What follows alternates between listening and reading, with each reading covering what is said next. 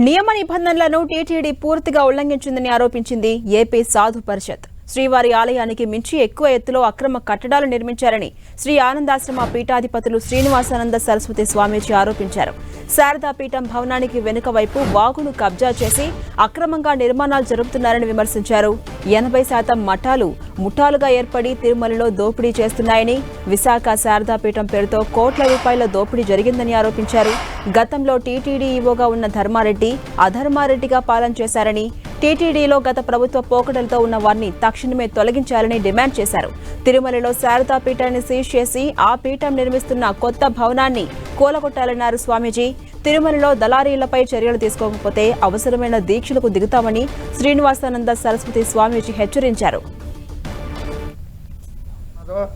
ఈ అక్రమ అనుమతులు వారికి ఏదైతే నిబంధనల ప్రకారం ఇచ్చారో దాన్ని పూర్తిగా అడ్డుగోలుగా ఉల్లంఘించడమే కాకుండా కనీసం ఎమర్జెన్సీ భక్తులకు ఎవరికైనా వస్తే, ఆరోగ్య సమస్యలు ఏమైనా వస్తే కనీసం ఒక అంబులెన్స్ రావడానికి కూడా మార్గం లేకుండా 3.5 మీటర్ల చుట్టూ మాకు ఉన్నది అని టీటీడీ అధికారులని తప్పుదోవ పట్టించి కళ్ళు కప్పి అడ్డుగోలుగా అనుమతులు పొంది ఈరోజు రేపు భక్తులకు ఏదైనా కష్టం వచ్చినా జరగకూడని సంఘటన జరిగితే యావత్తు వెంకటేశ్వర స్వామి చరిత్ర పైన, ఆయన పైన ఒక అపవాదుగా ఏర్పడే ప్రమాదం ఉన్నది అని మేము ఈ సందర్భంగా మీడియా ముఖంగా ప్రభుత్వానికి, యంత్రాంగానికి తెలియజేస్తూ ఉన్నాం. ఇదే అంశంపై మరింత సమాచారం మా ప్రతినిధి మురళి మనకు అందిస్తారు. మురళి, శ్రీనివాసానంద సరస్వతి స్వామీజీ కీలక వ్యాఖ్యలు చేశారు. దీనిపై ప్రభుత్వం స్పందించే అవకాశం ఉందా? అప్డేట్స్ ఏంటి? తప్పనిసరిగా తిరుమల కొండపై మఠాల ఆక్రమణలపైన, దురాగతాలపైన గత 4-5 రోజులుగా మొత్తం సాధు పరిషత్తులో సభ్యులుగా ఉన్న అనేక మంది పీఠాధిపతులు, మఠాధిపతులు తీవ్ర స్థాయిలో బగ్గుమంటున్నారు. నిన్న స్వయంగా వారు తిరుమలకెళ్లి ఆ మఠాలను స్వయంగా పర్యవేక్షించారు. అక్కడ జరుగుతున్న అన్యాయాలు, అక్రమాల గురించి ఆరా తీశారు. పెద్ద ఎత్తున ఆక్రమణలు జరుగుతున్న విషయాన్ని కూడా దృష్టించారు.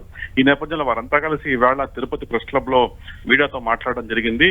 తిరుమల కొండపై మఠాలు పెద్ద ఎత్తున అనేక అవకతవకలకు పాల్పడుతున్నాయంటూ కూడా సాధు పరిషత్తులోని సభ్యులైన వీరంతా కూడా తీవ్ర స్థాయిలో మండిపడుతున్నారు. కేవలం ఈవో ధర్మారెడ్డి అండ చూసుకుని వీరంతా రెచ్చిపోతుందని చెప్పి ఆరోపించారు. అంతేకాకుండా ఈ శారదా పీఠంలో అనేక అక్రమాలకు ఆలవాలంగా మారింది. శారదా పీఠం భవనం వెనుక వైపు కూడా పెద్ద ఎత్తున ఆక్రమణలు కొనసాగుతున్నాయి. శారదా పీఠంపై కఠిన చర్యలు తీసుకోవాలంటూ కూడా ఎవరైతే మీడియాతో మాట్లాడినారో ఆనందాశ్రమ పీఠాధిపతులు శ్రీనివాసానంద సరస్వతి చెప్పడం జరిగింది. అంతేకాకుండా అంటే ప్రధానంగా కొండపైన మఠాలంతా ముఠాలుగా ఏర్పడి పెద్ద ఎత్తున దోపిడీ చేస్తున్నాయి. కేవలం ఈ మొత్తం మఠాలను 2-3 సభ్యులు ఆడిస్తున్నారు. ఆ 2-3 సభ్యుల చేతిలోని మఠాలు ఉన్నాయి. వారు ఈ మఠాలను అడ్డు పెట్టుకుని నెల లక్షలాది రూపాయలు సంపాదిస్తున్నారు.